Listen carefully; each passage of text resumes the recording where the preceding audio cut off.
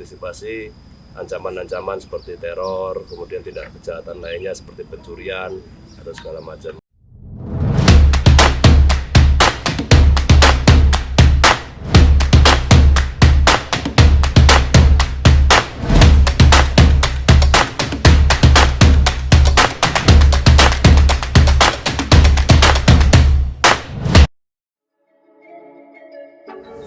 Ya, selamat pagi sahabat Cakra. Kembali lagi bersama saya Bribtu Sabrina dari Direktorat Lalu Lintas Polda Banten. Pada pagi hari ini kita akan berbincang-bincang langsung kepada Bapak Kasat Lantas Polresta Serang Kota, yaitu Bapak Kompol Tri Wilarno SIK MH. Ya, selamat pagi Pak. Selamat pagi Mbak Sabrina. Bapak, jadi kita dari Direktorat ingin berbincang-bincang nih Pak mengenai persiapan dan kesiapan dari Polres Serang Kota sendiri menjelang pengamanan Natal dan Tahun Baru Pak. Baik. Untuk permulaan nih Pak, pertanyaan yang pertama itu untuk personil sendiri Pak dari Polres Serang Kota berapa Pak yang dilibatkan? Baik, jadi untuk pengamanan Nataru tahun 2022, Polresta Serang Kota menyiapkan personil sebanyak 188 personil. Dari 188 tersebut, 59 diantaranya anggota Satlantas Polresta Serang Kota. Selain personil nih Pak, kira-kira apa saja persiapan yang lainnya Pak menjelang pengamanan? Jadi untuk persiapan Nataru yang disiapkan kita, yang pertama sarana dan prasarana. Itu disiapkan seperti kendaraan, baik itu roda 2 ataupun roda 4 untuk dilakukan patroli. Kemudian sarana pendukung lainnya seperti water barrier, kemudian traffic cone, tolo-tolo, dan sarana prasarana lain. Kemudian masing-masing perorangan dari personel juga kita siapkan seperti rompi, jas hujan, kemudian lampu apil, peluit, dan lain sebagainya juga kita siapkan.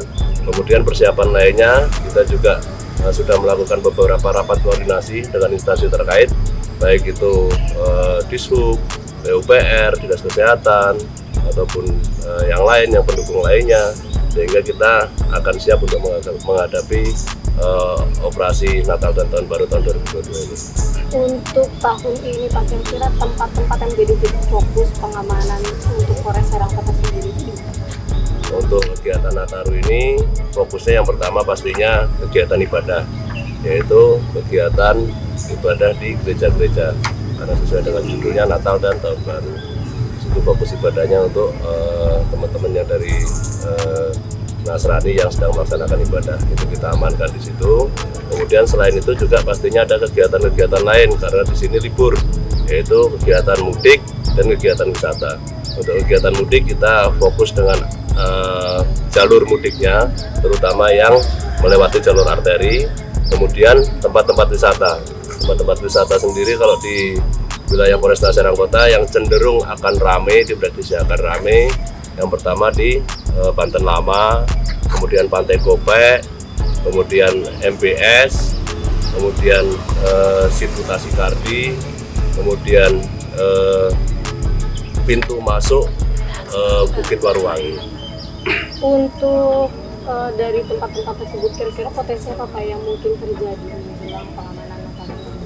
Baik, jadi untuk potensi kerawanannya, yang pertama disiapkan pengamanan di gereja-gereja untuk antisipasi ancaman-ancaman seperti teror, kemudian tindak kejahatan lainnya seperti pencurian atau segala macam. Kemudian di jalur wisata juga sama, kita siapkan pengamanan untuk antisipasi kemacetan.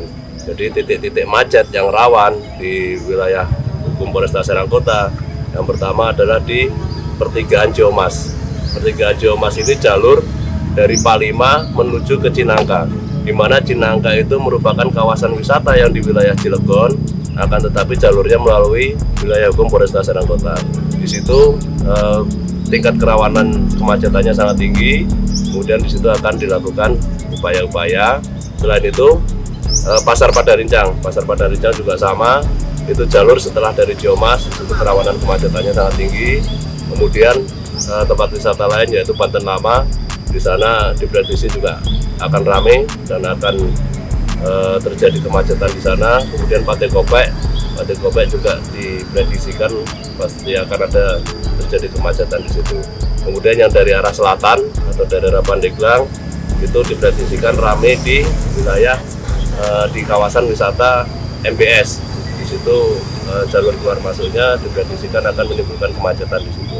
Kira-kira apa langkah-langkah yang udah disiapkan oleh Polres Serang sendiri untuk menghadapi kemacetan ini? Betul, jadi untuk menghadapi kemacetan tersebut, langkah yang pertama kita menyiapkan personil dan menempatkan personil di lokasi-lokasi rawan macet tersebut. Kemudian cara bertindaknya, apabila itu kemacetan itu sudah sangat panjang atau sudah sangat membutuhkan waktu yang lama, itu akan dilakukan sistem one way atau satu arah, di mana arus lalu lintas yang lebih padat akan diprioritaskan untuk satu arah sehingga untuk mengurai dan mengurangi kepadatan yang ada di lokasi tersebut.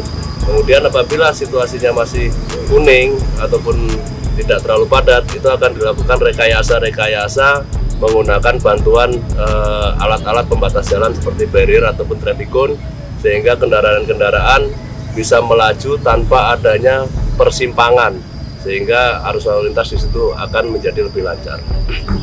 Selain macet nih Pak, kira-kira ada nggak titik-titik rawan kecelakaan Pak untuk diinfokan kepada masyarakat juga Pak, supaya bisa lebih berwaspada?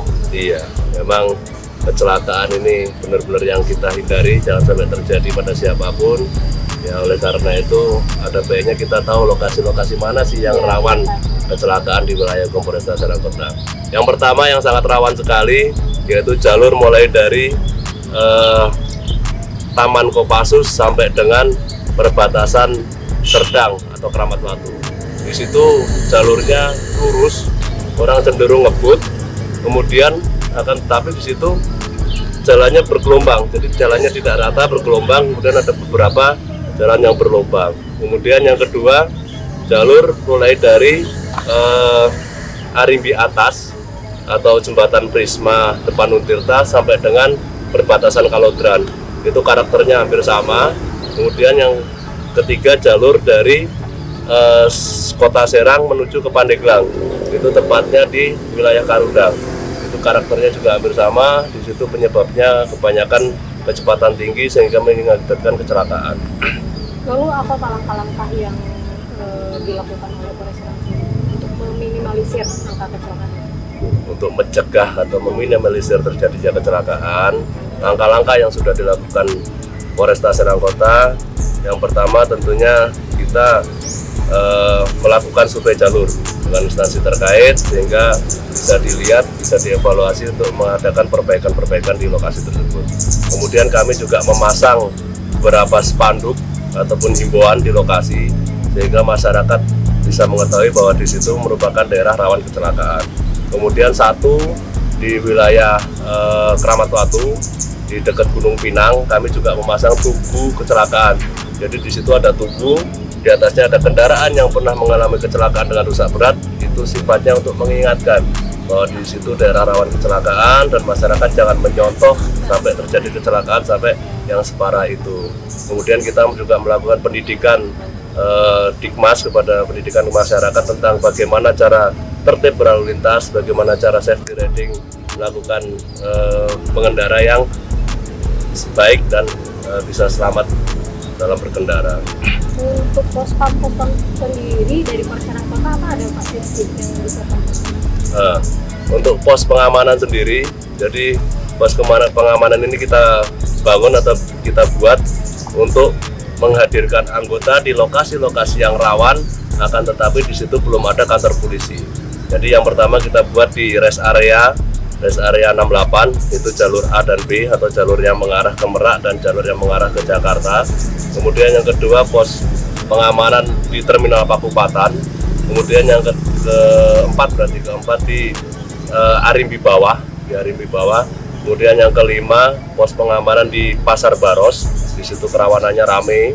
Kemudian di pos pengamanan yang keenam yaitu di Pertigaan Ciomas. Kemudian yang ketujuh pos pengamanannya ada di seputaran Pasar Padarincang. Dan untuk yang terakhir nih Pak, kira-kira apa ada pesan atau himbauan untuk masyarakat dan teman-teman di rumah supaya menjelang pengamanan Natal dan Tahun Baru ini apa kira-kira yang bisa mereka antisipasi? Baik, tentunya kami dari Satlantas Polresta Serang Kota berpesan kepada seluruh lapisan masyarakat yang mengendarai kendaraan bermotor atau yang melakukan kegiatan berlalu lintas di jalan. Tentunya yang pertama, jaga keselamatan, baik jaga keselamatan diri sendiri, orang lain, ataupun keluarga yang pada saat itu dalam satu kendaraan. Bagaimana cara menjaga keselamatannya? Yang pertama, tertib berlalu lintas. Karena awal mula terjadinya kecelakaan itu adanya pelanggaran lalu lintas. Yang kedua, beretika dalam berlalu lintas. Itu memang tidak ada di aturannya, tapi etika itu kita adabnya, budayanya orang Timur, kita saling menghormati, saling menghargai kepada sesama masyarakat, sesama pengguna jalan, atau bahasa gampangnya kita mengalah ketika salah satu ada kendaraan mau belok, salah satu mengalah sehingga itu dapat menghindari kecelakaan. Terima kasih Bapak udah mau membagikan sedikit informasi kepada kami dan teman-teman di rumah mengenai pengamanan Natal dan Tahun Baru. Semoga apa yang menjadi informasi kepada rekan-rekan dapat bermanfaat. Demikian yang dapat dilaporkan langsung. Selamat siang.